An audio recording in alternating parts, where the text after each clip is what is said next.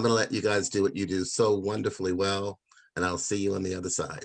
Hi everyone, Mercedes here with She Critiques in Atlanta. Something about this film feels very timeless in the fact that it's shot in black and white, but then also this argument that they're having of men and women ego versus appreciation. And Black Twitter has gotten a hold of it, and it's definitely toxic AF, of course.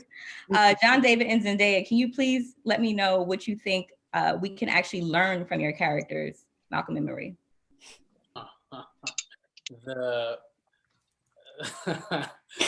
How trauma bonding can be fun, maybe, but I don't know if it's sustainable. I think there is something to be said about them listening to one another. They're not talking over each other a lot, actually. They're taking in both, everything they're saying to one another. I think there's something to be said about embracing performance. And I'm talking about as the characters. I think because she's an actress, I think he likes that. I think he likes when she performs, and I think she likes when he goes off on rants. She kind of pokes the bear a little bit, aids him on, plants these little these bombs for him to walk on because I think she finds it entertaining, and I think she also knows this is probably how he can get his best workout. That being said, I just personally I'd say always listen to your partner. Definitely thank your partner, acknowledge your partner, but try to use your words and definitely be cognizant of your delivery, bedside manner. If she says to go to bed, you should probably eat and go to bed. Don't have this argument while you're on your 8th glass of something from early 1900s. So that's what I'd say. Yeah, these two. Well, yeah, it's interesting. It's like, I think sometimes also when you're on the inside of it, it's also different once people connect to it, even as like my family members were watching it, or different people when they would watch it, they connected to the characters in different ways and found themselves in the characters in different ways and found reasons to empathize with certain moments based off things that felt personal to them. And I think that has been really interesting to watch and kind of understand where and how people relate to these characters. Because at the end of the day, Marie and Malcolm, to a degree are myself, they're Sam, they're John David, but they're also just pure elements of fiction too. And so it's kind of like we also look at them, all three of us, like, what the hell? Like we also judge them sometimes too, because it's like, I would never do that and I would never say that. But I think the emotional through line is like, there's a lot of kind of discussion about codependency, about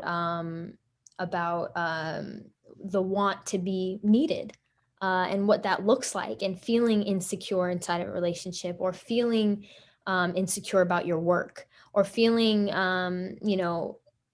maybe that you're not seen or appreciated or valued inside a relationship. Maybe you give more than you get, or this concept, that, like we were saying earlier, kind of ironically echoes the critic, but like this idea that you have no want or need to be a better partner, right? You feel like you're above criticism, you're above being better, and so you never question yourself or doubt yourself or want to be better for me, And I think that idea of constantly, I guess, tearing down our own egos, and acknowledging the people around us, that actually that is the most important thing to become a better person. And if we don't listen to that, if we think we're above becoming better people, then like, what's the point? What is really the point? Because I feel like, the only reasons we have to keep living and to do things are the people that we love. And we have a grave responsibility to them, to show them that we love them and to care for them.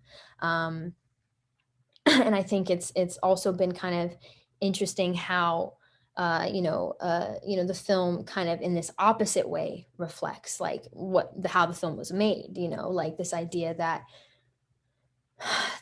of acknowledgement, right? And like in our case, our crew and our people are acknowledged and taken care of, which is the opposite of how Marie feels in this situation. She feels like she has been stripped of her her story and her narrative. So I think with all that being said, you know, I don't know.